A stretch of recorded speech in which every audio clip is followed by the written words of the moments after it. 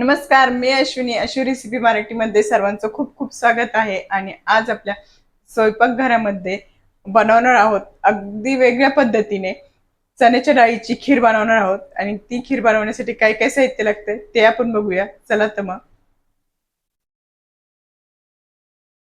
आपण चण्याच्या डाळीची खीर बनवणार आहोत. त्यासाठी मी चण्याची डाळ घेतलेली आहे, 1 वाटीभर स्वच्छ धुवून घेतलेली आहे. आता मी कुकरमध्ये लावून 3 ते 4 शिट्ट्या घेणार आहे काढून.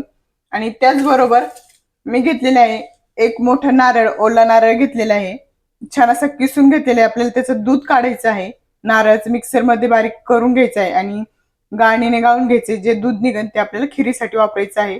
इथे मी या पद्धतीने 4 चमचे, आपले नॉर्मल जे चमचे असते घरात ते 4 चमचे आपण साबुदाणा भिजत घालून घेतलेला आहे. आता प्रथम मी डाळ लावून घेते कुकरला, 3 ते 4 शिट्ट्या काढून घेणार आहे. आपली डाळ शिजत आहे तोपर्यंत आपण गुळाचं पाणी करून घेऊया. गुळात थोडंसं पाणी घालून गरम करून घेणार आहोत. आपल्याला म्हणजे पूर्ण गुळ वितळला पाहिजे आणि आपण गाळून घेणार आहोत. कधी कधी काय होतं, गुळामध्ये खडे असते, त्यासाठी आपण पूर्ण गुळाचं पाणी करून गाळून घेणार आहोत. आणि आता आपण इकडं खोबरं बारीक करून घेऊया, म्हणजे दूध काढण्यासाठी थोडं पाणी घालून आपण बारीक करणार आहोत. आपली डाळ ही छान शिजलेली आहे आणि थंडही झालेली आहे. इकडे बघत असाल तर दूधही आपण जे नारळाचं दूधही काढलेलं आहे. मस्त अशा अर्धा लिटर दूध आपल्याला भेटलेलं आहे नारळापासून. आणि छान असं घट्टसर दूध आहे. मी 3 वेळेस नारळ मस्त असा बारीक करून घेतला, पाणी घालून 3 वेळेस बारीक केला आणि 3 वेळेस पाणी काढलेलं आहे. एवढं दूध आपल्याला निघालेलं आहे.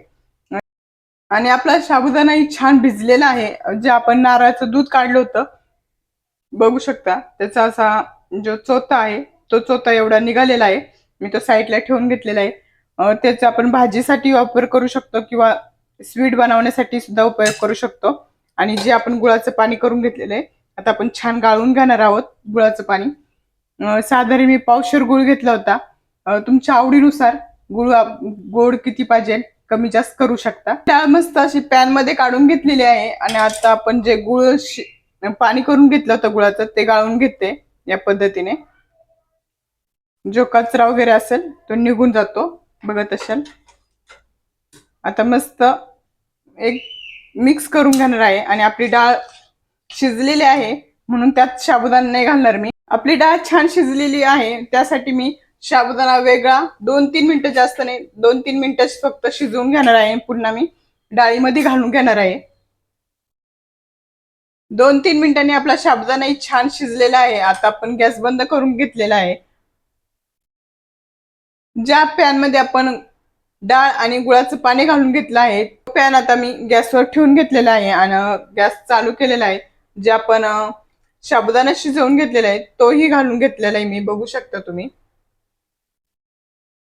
सर्व मी एकत्र करून घेतलेला आहे आणि छान 10 मिनिटं आपण शिजवून घेणार आहोत पुन्हा, म्हणजे साबुदाणा पुन्हा त्यामध्ये शिजल्या जाईल आणि खूप छान अशी टेक्स्चर येईल. आणि जे दूध आपण बनवून ठेवलं होतं नारळाचं ते दूधही घालून घेते मी. जसं लागेल तसं दूध घालणार आहोत आपण. आणि ही खीर जसजशी शिजल, जशी जशी थंड होईल तस तशी घट्ट होत जाणार. त्यासाठी आपण पहिल्यांदी थोडीशी पातळच ठेवणार आहोत, बघत असाल. आता शिजायला आपण 10 मिनिटं शिजवून घेऊया छान.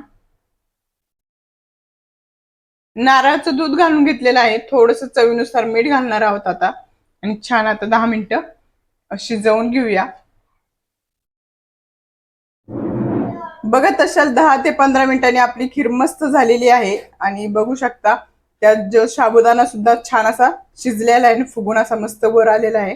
तर चला, आपली खीर तयार आहे. आता मस्तपैकी चुरचुरीत अशी तुपाची फोडणी घालणार आहोत त्यावरून. गॅस बंद करून घेते मी प्रथम. गॅस बंद केल्याच्या नंतर आपल्याला घालायचे वेलची पूड. छान अशी वेलची पूड घालून घेतलेली आहे. आता आपण तुपाची फोडणी घालून घेऊया. तडका पॅन मध्ये तूप घालून घेतलेलं आहे. छान वितळल्याच्या नंतर आपल्याला घालायचे काजू बदाम. इथे काप करून घेतलेले आहे मी काजू बदामचे. तूप छान गरम झालेलं आहे, काजू बदाम घालून घेते. काजू बदाम खरपूस असे भाजलेले आहे. आता गॅस बंद करून घेऊया आणि मस्त फोडणी घालूया. आपण वेलची घालून झाकण ठेवलं होतं, आता झाकण काढून मस्त फोडणी घालून घेऊया या पद्धतीने. पुन्हा झाकण ठेवून घेऊया.